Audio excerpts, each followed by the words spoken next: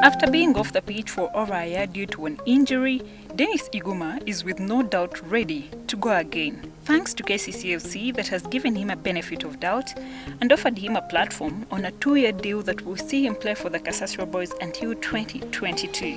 His addition comes along with a range of experience to the squad that will feature in the 2020-2021 CAF Confederations Cup. He previously played for SC Villa and SC Victoria, with whom he won the Uganda Cup back in 2012. The utility defender and father of 3 girls is buzzing ahead of the new season, which is why we took on the long journey to Garuga to tap into his life off the pitch. In this new episode of Extra Time with Gystin, he speaks passionately about family, his recovery and plans ahead of his return to the beautiful game. This is his story.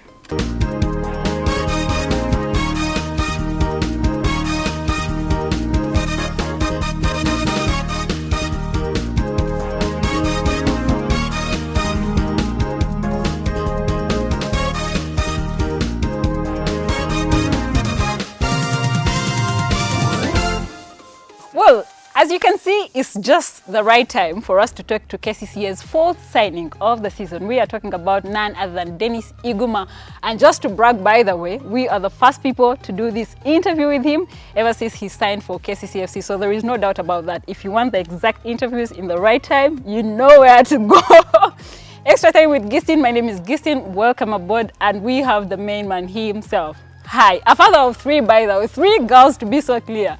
You know what excitement I have because of that? Oh, no, I don't. Super excited. 3 girls. Really? Do you wish to have a boy? I wish, of course. Why not? Because with hope that he can be a footballer, right? Yeah. But even girls can be footballers. I know that, but you know how you can be excited when you're having one. But I'm so proud of these 3 girls. I'm very proud of them. Oh. I can't force myself to do anything else, but I love them. I love seeing them. I love them so much. Forgive my manners. How are you? I'm not bad. I'm good. You well? Very well. Welcome to the Uganda Premier League. Thank you. Are you excited? I'm so excited. Because I can speak on behalf of the fans. We are excited. We can't wait for it to get started. You're excited. I am super excited as a fan. As a fan. Because at least I know an Iguma has come through. I'm excited. My family is excited. I'm not going to go back to leave them apart. I'm going to stay here with them, so I feel excited about it. So, listen, how do you, when training, you guys are already training with the club, are you? Not yet. You're doing personal training? Yeah, personal. Iguma, how do you move from Garuga to wherever you train from? Let's assume KCCA starts training. Yeah. From Garuga to Rugogo. What time will you be leaving this place? Of course, that's why you see I'm having my Kanywampora there. Set. Kanywampora Uganda, so I can manage, you know, everything, even if it's any other type of car, but you can manage something that the love you have for your talent, the talent you have to put in everything. So you can manage everything. You can manage everything because I love it. I love it also to be going from Garuga to KCC every time. I love it. I just love it. But I must admit, it's a very beautiful place. It's a very serene place. Garuga? Yes. You love it? Oh my goodness. The fact that the water is just all over. You know, when you tell someone I'm home, it means I'm home. Yeah. I will not talk about my cameramen. Some of them, when they say I'm home, and you're like, you're sure you're home or here I'm home. I feel comfortable here. It's a very beautiful place. Yeah. No one is talking. Quiet. Everyone minds his business. You stay home with your family, play. Enjoy it, like weekend, like today now. I stay here with my family. This is where I sit. This is where I work from weekend, every morning. And around here. Yeah. Yeah. You were telling me about your sickness. Are you better? Yeah, I am getting better. It's not so serious. It's just ulcers because I'm preparing myself. And every morning I have to wake up, you know I've been missing football, so I just wake up from where I can be here at home and I miss football from nowhere. You see me going out, I'm going to train. So it was ulcers, but I'm fine now. You're better? I'm very fine and strong. Let's talk about family, because like Extra Time with Gystin, as I told you, when you turn on almost all the TV stations we have here, pretty much people are discussing what Iguma brings to KCCA, what Iguma is going to be performing like, what they expect of you. But we know for sure that there is a lot more that informs your performance, you know, beyond match day. Because as fans, we'll come on match day and we're excited to see what you do. But on a day when you don't deliver, we know there is much more behind it. And that's pretty much what we want to focus on. What's your family like? Yeah. First of all, to play for KCC, it's a privilege, you know. Yeah. I feel very happy to play for KCC. And also about, you said about performance. About performance, I don't think about performance. I always have performance in my body. I don't know how to say it, by my body, you know. Because every footballer wants to perform. Yeah. Wants to perform. So sometimes you have a bad day. Sometimes you have a good day, and no one will know what's wrong with you. Yeah. Sometimes you have problem with your family, your kid is sick. Yeah. You come with, you're stressed. So many things happen. Because the fans and the media or even club administrators, they don't seem to understand that you're human. Yeah, you have a life. Yeah, you could come. But me, I've been playing for professional. Now.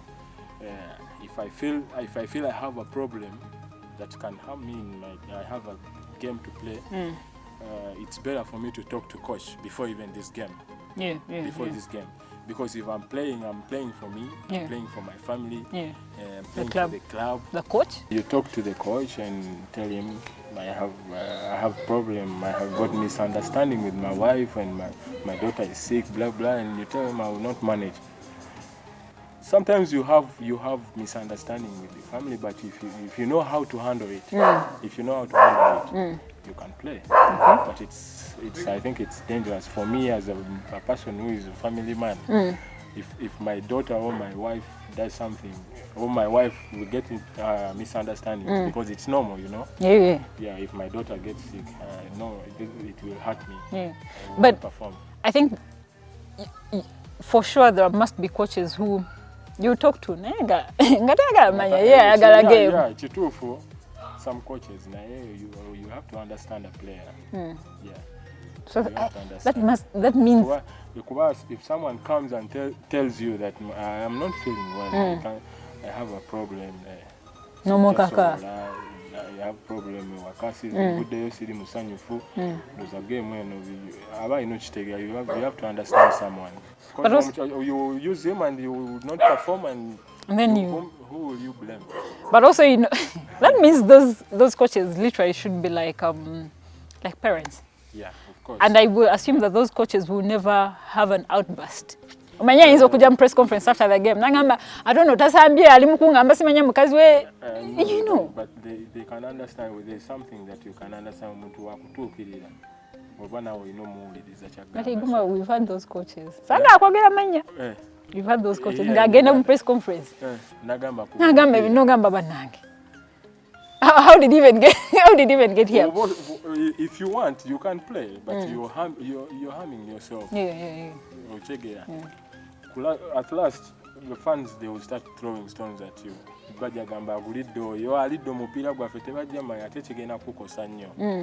think that's why now you agree that our show is very relevant, really, because all the fans and the media need to understand. But me, I like fans. I like fans. There are players who don't like playing in crowdy stadium. Why? Panicking. But me, you know, as a player, I like fans. I like playing where they. Do they give you like a vibe? Yeah. When you see them, I feel like it's a show. Happy. I feel like I'm in discotheque or when I hear fans shouting, "Whoa!" Gamba, whoa! I feel so happy.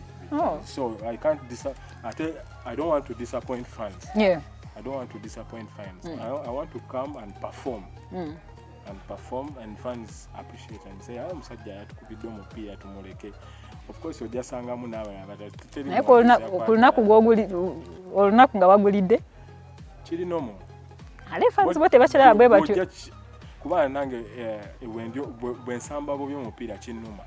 But you know fans. Kinnuma. Bubalinga abalowooza nti gwe tekikuluma. Like they feel the need to throw it in your face. You have to know how to handle that. As a player, you have to know how to handle that. That is the game we are in. Yeah. You know, you will never stop a fan from booing you or from. No, I don't like sport for one reason. Fight with him or how? The unfortunate bit about sport is that even when I don't know anything about football, I have a say. Fans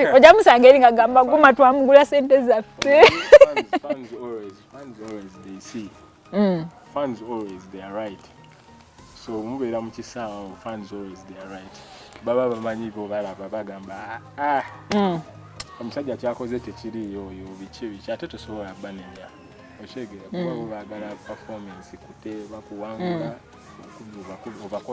we have seen very many sports analysts nga bagamba that your life, the life of you sports personalities off the pitch contributes a very good percentage to what you bring on match day. How true is that? Yeah. It's very true. It's very true. It's 100%. Because this is what we were talking about. So let me say, you have a game. Yeah. You have a game 1 week before. You yourself, you have to prepare yourself before the coach. The coach will do everything for you, but you yourself also, you prepare yourself. You know you have a game. Like in Uganda Premier League, I know they play Tuesday, Friday. Tuesday, Friday, Saturday. So bad days naye kati gwe we controlling zoti ova mu weekend abantu mu weekend baga ngiddewo tumaliddewa naye kati wobeera professional, you have to know I have a game, how what your diet yeah. Today I can do certain things. Kuba bino tubiyize tugenze mu professional, tubiyize tufulumye ku engeri gye bakutegekamu. Kochi ajja kutegeka naye nawe ng'olaba tolina budde bugenda fuluma genda wantu wona. Shape your career in the right way. There are very many things you have to do away with. Shegea, you might not see friends as much as you can. You might not see family as much as you can. To perform? No, like because you have to train. Training is so demanding. You have game days, so you might not see mommy as often. If mommy is staying a bit far, so you might not see friends for quite some time. Do your family and your friends, do they all understand how demanding your career is? Yeah, of course. They do. Because me, when I go for training, I know I have to come back straight to my place to rest. To rest. Most important thing is resting after training. You can do in football, most important thing is rest and food, eating. When do you see your friends? My friends, they come here. You see them. These are my friends. Okay. They come here. Even Gift was here right now.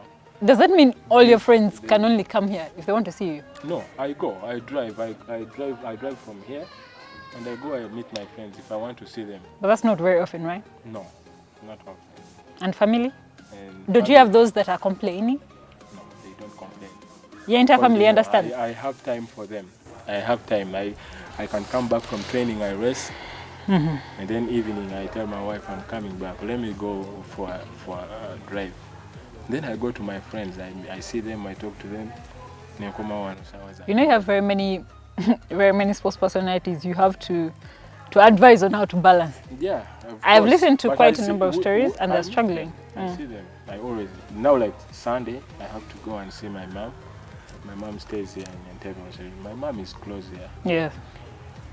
I go there. I see her. Sometimes they bring her here. We stay together, and then I take her back. Like that. But I see them. I have time for them. I have time for them. So you talked about family. If you're going to have a match day, wife, children, because they now have to play safe. About my family, if we have game like in cases we are playing game and we lose, they know I will come back. I will not be happy. But my daughters, they don't know that. Of course. My wife knows that. So she will not go that far. Before game day? Before game day. Because imagine if she has a query. If I have a game, she knows what to give me. Because that means nembo okole ekintu before game data ino okubuuza because oyinza onyiiga. Yeah. Kuba nze numizibwa mu game nga batukubye omupiira. Ntegeeza nga tona samba. Katugambe nga waliwo kyokoze waka. Era if I have a game here at home. Buli omuntu ozakitegeera n'emikwano gyange. Kati bw'okola ekintu that means your wife ayina okuguma tayogera because oyinza onyiiga. Tunyumya naye. But you know us we are women. Also oyinza ng'onyiize nga tewali byakunyumya ngo. Olaba kati nawaba mukazi wo if she's your wife you have a game I sit with them with all. If she has a query before the game she takes most like I know jiteleka game megwe sito nanti kati mwizo samba on Tuesday then Wednesday you have training you have another game on Friday so she literally has no time. No, because if she wants to stay today and show in a game you have to you know mutegekera yo lunako nzikiriza tugenda bera fena buli kimu tutogere ku Sunday because Monday there are no match days really. Oh yeah, that makes sense really. I was talking to someone who said no training Ligia Uganda. If you come back from training you have that time you can rest you can rest because KCC okay I don't know the schedule for KCC they train twice but they took back to rocking every Sunday I have to go with them in church.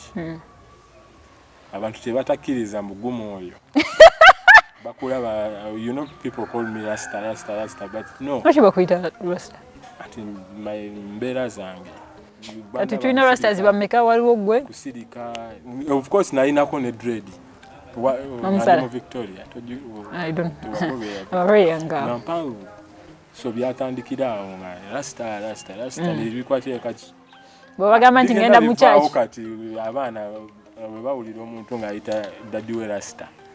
Daddy, why do they call you rasta? You're not rasta. Maybe. So you see Sunday always Sunday. But Sunday is more of a family day, so I would understand mungamanti. Okumuwa a day in a week, it makes sense. Na yuga ngamba I know bitelek. Ngamba so if you have a match day the next ngamba na era telek. Someone told me that bowlers who are more like married, no, even though you haven't wedded really, but you've settled, you have babies like you do. You have babies, you have a wife. Clear. It was introduction. Perfect. Yeah. Someone told me bowlers like you are settled are a bit easy to manage compared to Bamsai Muto Abachari. Huh? Is that true? I don't know about that. Everyone. Buli omu ayina embeera ye. Kitegeza mwana ayinza kwanga ali married nenga. Buli omu ayina embeera ye. Buli omu ayina embeera ye wagitwala okyegera mu bintu so nga olaba tosobola kati nze my life nze ne wentambula nengenda nga ngenze mikwano gyange still mbeeramu ne kali I miss my daughters njagala kukomawo waka kuba sina nnyo amanyi wenyinza genda kati singa luli we nali nga nsobola komawo kuva ku training ne komawo nembeera kwano sawa nga 2 ne mazo ndidde kakomewo nentambula nengenda so sawa zino wherever just lwakuba kale ndoza lockdown tetulina wagenda wali awo kati sawa zino just kwetegeka ate nange kenyini ngenva mu injury. Tell me about that injury. How long did it last? Now 1 year kati. It's 1 year. What was it like? Yeah, it was a game, their situation. I mean the process of recovery tough. It was very tough. It was very tough. Nafuna was over man.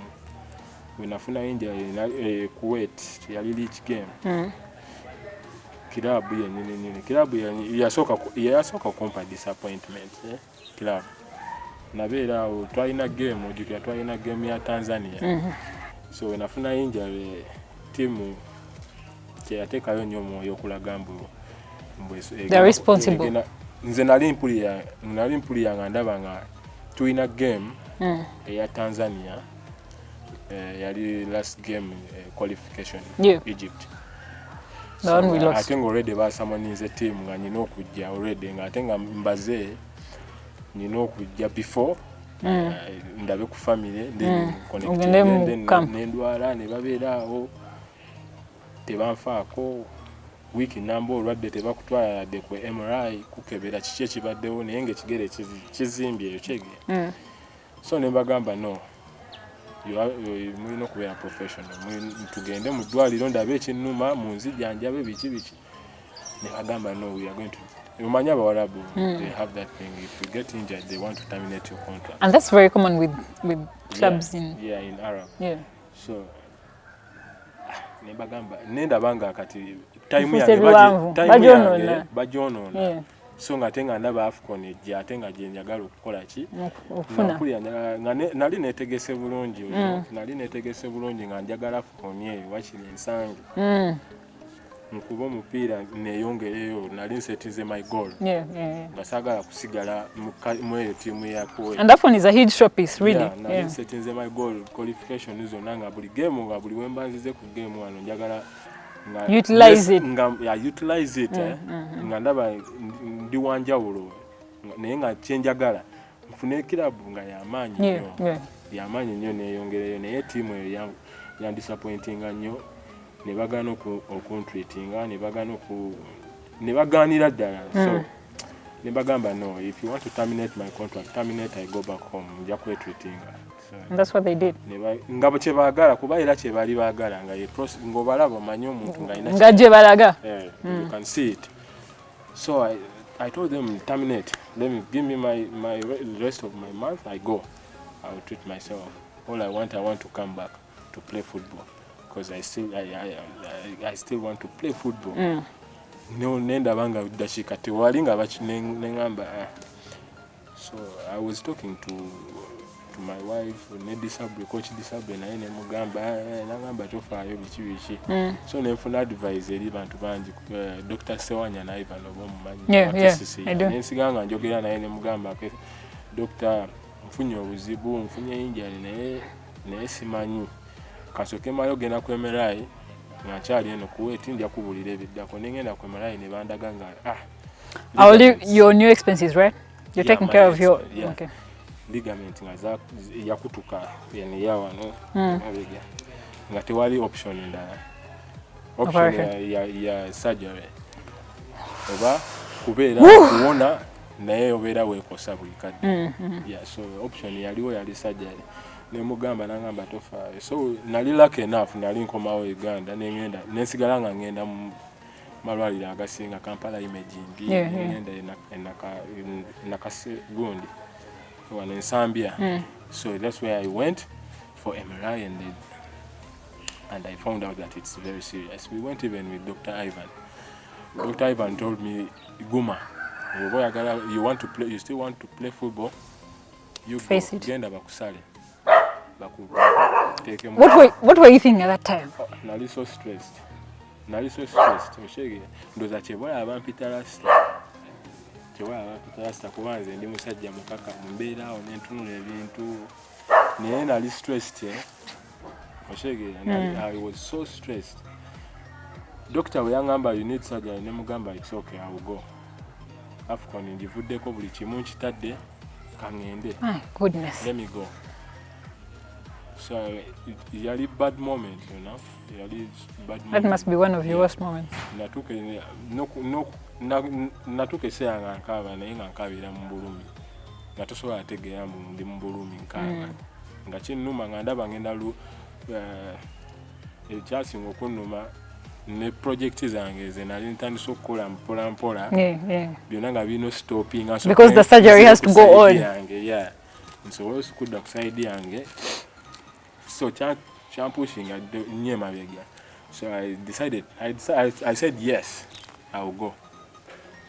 Kubanga doctor told me that if you go for surgery, they're going to reconstruct back your ligament. Then you can manage to come back, but it depends on you. It depends on you. If you motivate yourself, you come back stronger. If you don't, your career will stop from there. So I motivated myself. And you faced good enough that when I get in Zambia, waliyo Dr. Peter Senyonjo, we yandaba, he was so excited. Nagamba, hey, Guma bambi, Guma nga walaba naye, what I can offer you, waliyo abazungu abali mu kujja, bali mu kujja kuva yali Italy. Nga bali mu kujja bajja Koso. Nangamba ngenda kukolera program we book with them. It will be expensive, but we want them to be the ones to do the thing. Yeah. To do that. Nimbagamba no, I don't. Kubanze kati nali ninganga unze nga njagala kudda. Timuba kusale. Start the rehabilitation process. Iguma, how much did that surgery cost? The surgery costed me almost 30 million. Where did that money come from? From my pocket. Olina send.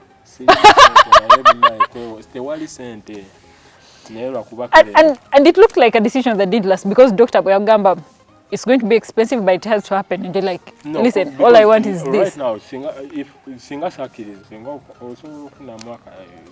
now, in such a scenario, you need family. Oh my God, to be with you. Yeah, that's why I came back here, because I needed my family. By that time, I needed my family close to me because I was very stressed. Yeah. I needed them to be close to me so that I can calm down. Yeah. My feelings.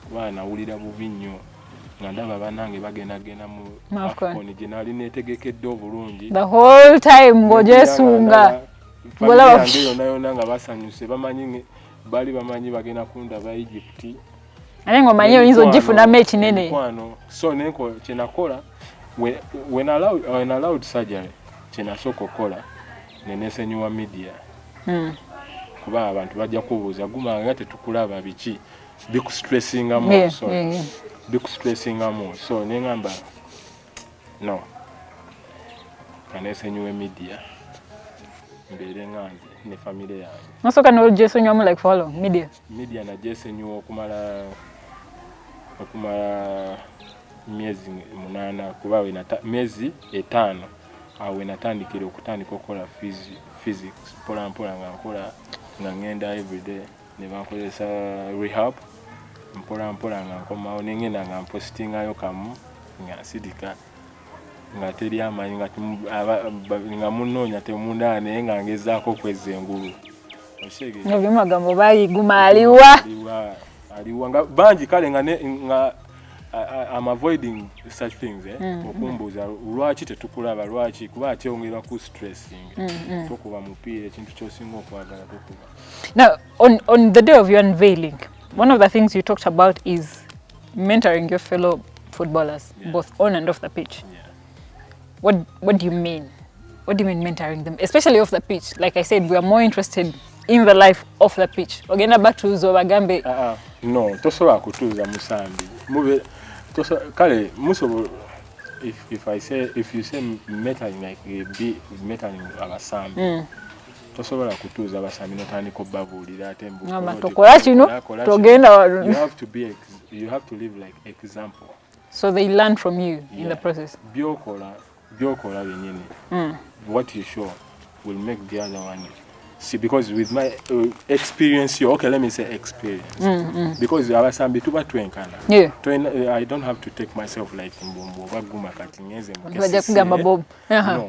No, siwe chili tuli chechi tulinga njagala new family tuba family naye gwe no nze nange njigirane nabo, so I can learn from them, but you have to live exemplary how off the pitch. You know, waliwo ebintu ebimu byotalina kulaga abantu abalala. You know, webasawa yakola you have to work, you give all your best.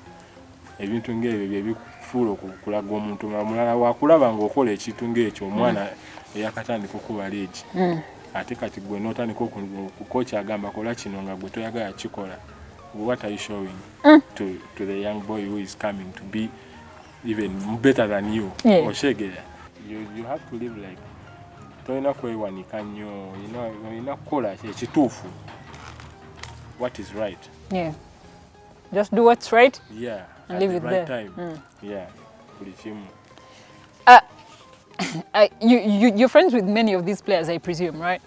Because you're doing the same thing, and you could have an idea of some of the things that I think are the leading factors that have failed, those that have failed. You get some of the habits, because for 2 years being just sometimes and you know, for us who sit in the fan zone, by the fans sometimes they know things. They do move. These guys, what do they call that logo section? Russia. Exactly. And you know, fans know things. Yeah. Sometimes when I'm sitting there, I keep hearing things. I'm like, because wajangamba oyo ne bwata samba yafuze wano oyo twabadde nayo muweno asula mubala oshegera, but they keep saying oyo twabadde nayo wano.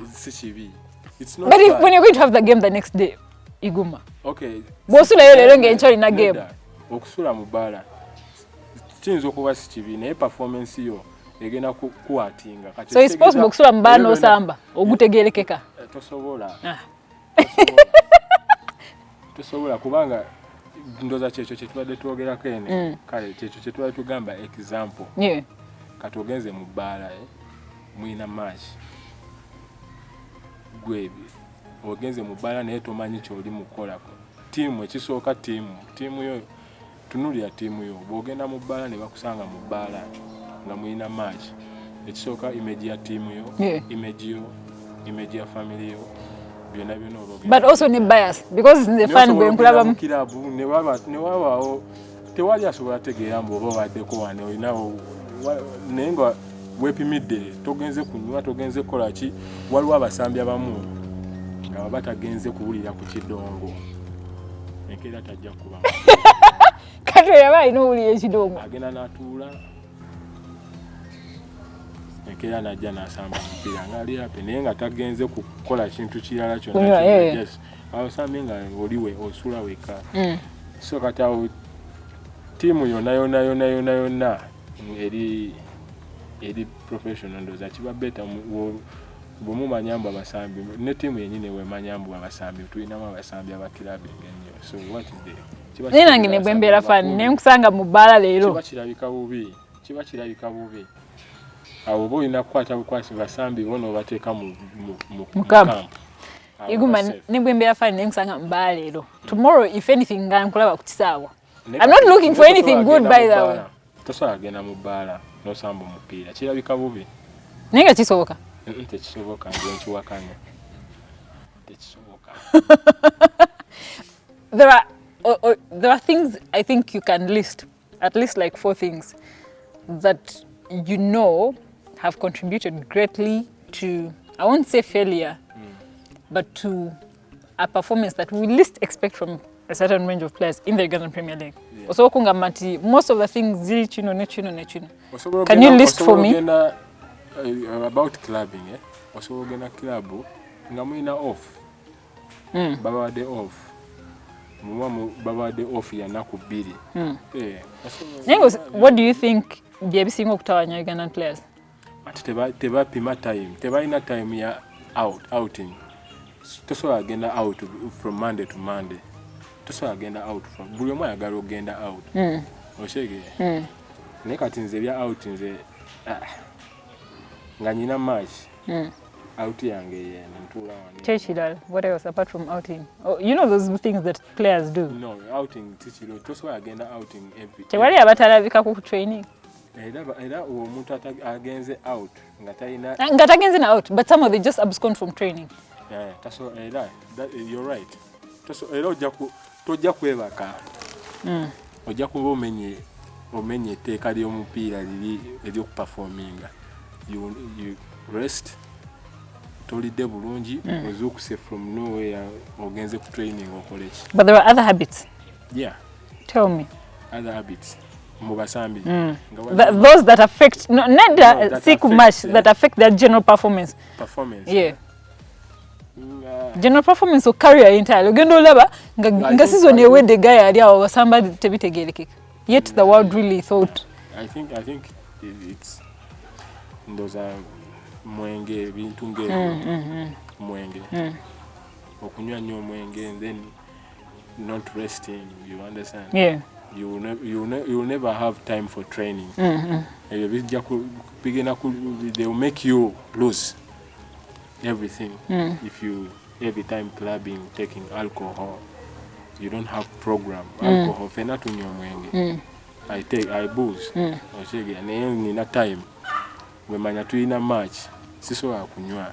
Sisobola kunywa mwenge. Nsobola kunywa mwenge nga ninayo off. Tukubye match lero batwadeka off. Tugobye game enungi. Lwaki sinywayo kamububiri. 1-2. Nywayo kamububiri. Naye muluzinze. Ate gwagenda mu kilabu. Abantu bakulaba. Yeah, tosobola kukola kintu ng'ekyo. Oba to respecting abantu.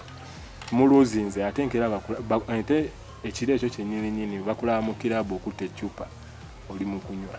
Tekirabika bulungi. So osobola okunywa nga mugobye omupiira abadde off. Awo onywayo kamu. Tosobola nagenda mu kilabu ng'ova mu match. Kati abasambi abasinga kye bakola what affects them is that you play match, you get tired, you know what you lose. You lose a lot when you play. You run, you know kilometers we run. So you lose a lot. So after match, you see someone going in club, which is dangerous, and you ogatako alcohol. Do you know any players, even though you don't mention names, but there are people you think about when you talk about lifestyles and how bad lifestyles have watered down careers? What want to work with Mutwe?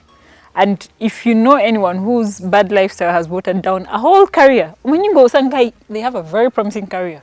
Nainga somehow guy yagano tell you to match their career, career ye, name to be tayagala. Jebali abasambi naye you can't mention. Yeah. Jebali and you see examples. What's the feeling when you think about them? It must be painful, right? Yeah, it's painful because you will see him. You understand? You will see him and you will feel bad to see him in such place. Someone who was performing, someone who was playing football, someone who was even your role model. You understand? And at last you see him umusanga ku street ngali awo. Just career crumbling away. You wasted time. You wasted time on alcohol. Yeah. Iguma na samba mpaka di. Nze nkyayagala osamba omupiira. I still want to play football because I still nkyayina bye neetaaga bye sitanaba kumaliriza. Football is my only business. Yeah. That made me. I'm blessed with football. I'm blessed with football. I didn't know that I would come that far. Yeah. To be like this. So I love it until I will feel that I can't sprint from here up to there for 30 minutes. Yeah? You really want to play? Football, man. You can't retire from football. Even if you get enough, you will never retire. So you see people, some players. You have seen examples of some players. I read about Robin. I don't know. He was retiring. But from nowhere, he came back to play. So I'm like... So football, if you have that love, passion, if you have it inside, it's very hard. It's very, very hard. Quick fire. But before we go for quick fire, I was looking at your arm. Yes. Notice there is a huge tattoo. What's that? This is just a craft. Just a craft. What's a craft? You just thought about something? This tattoo I made it in. It was in Lebanon. I made a friend there. He was called George. He was a football fan for Ahead, and he loved me so much. He liked the way I play. So he gave me like an offer. He told me, Dennis, after the game, I'm going to drive you to my place. I'm going to give you a gift. A gift of tattoo. And that so was the I gift. chose. I told him I liked that So one. so he had like art pieces. Yeah. Oh. So it was just a craft, something like craft. So I decided. Okay, and I see more the other side. And this one is about just my family. Those are letters or These symbols? There's symbols, but with a meaning. What does the first one mean? This one means family. This one means respect. And this one love. Then But there is another. And najikuba long time. Nganchali mu Uganda. So you together. Ali just sing now imanyi. Ngoina mwaka oyagala fuka. Star. Oyagala fuka. You're ready for quick fire? Yeah. Hmm? What is that? Someone please zoom in. I don't want him to observe the face. Some things I know he will have to think twice. Okay, when you aren't on the pitch, where are you? I'm always home. When you aren't playing football on the pitch, what are you doing? With friends, sometimes. When you aren't with your teammates, who are you with? I'm always with my family. What activity takes up much of your time apart from football? I love wrestling. Messi, Ronaldo? Ronaldo, of course. Ronaldo. Club you wish to play for?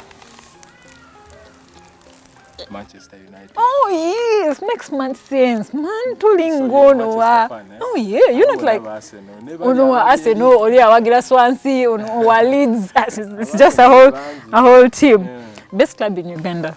Best club in Uganda. To be honest, SC Villa. See. This cameraman is just being chaotic.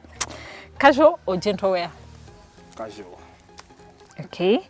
Best Ugandan player you have played alongside? Mike Azira. Oh. Ugandan player you wish to play alongside? Ugandan player. Go to know Sambana who you. Yeah. And you really wish to play alongside them? Wow.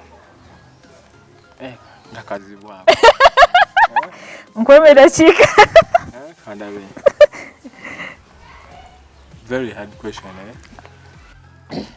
answer. So, if you weren't playing football as a professional, which other sport would you be pro at? Golfer. Oh. Yes. Last song you danced to? Last song? Yeah. I'm a fan of Maddox, I really. Last time you talked to your dad?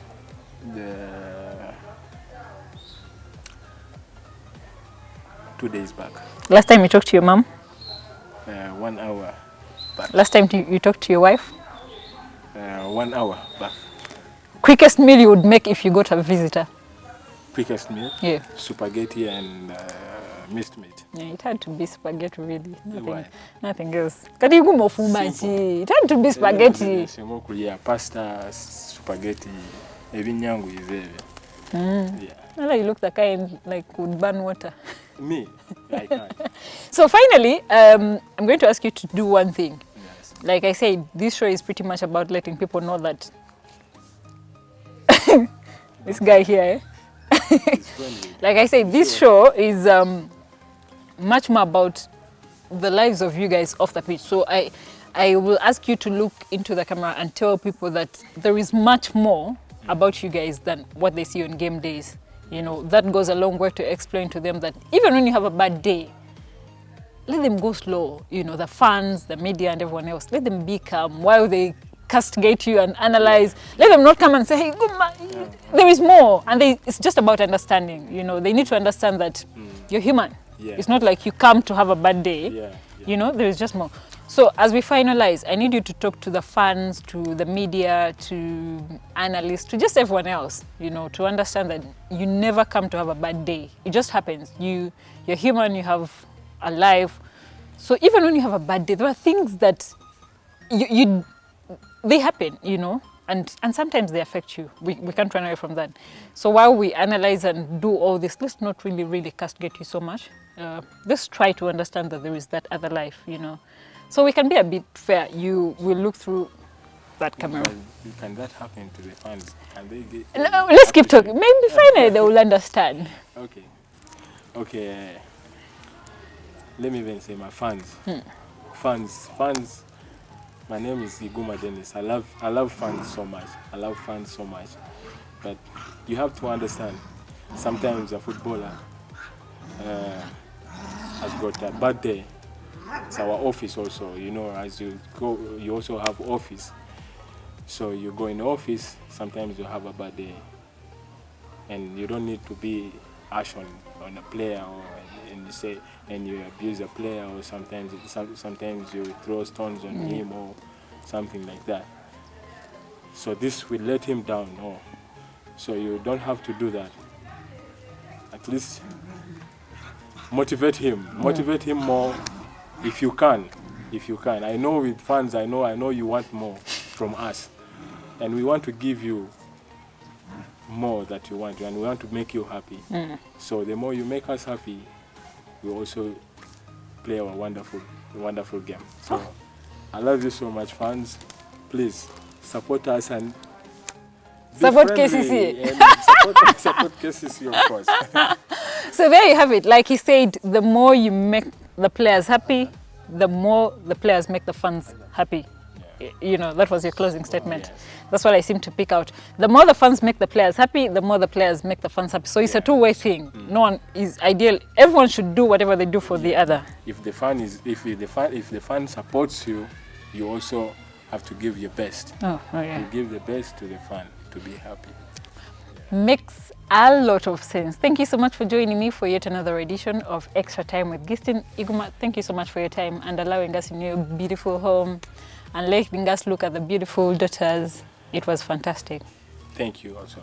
Thank you so much. It's a privilege to have you here. And thank you so much for allowing for us to be the first media company to interview you. Are you serious? Yeah. I'm lucky also. Oh, yeah. Oh, sure. I'm also lucky. But well, thank you so much for joining in. I do hope you enjoyed this interview, but also look out for much more that will be coming up. Until next time, cheers.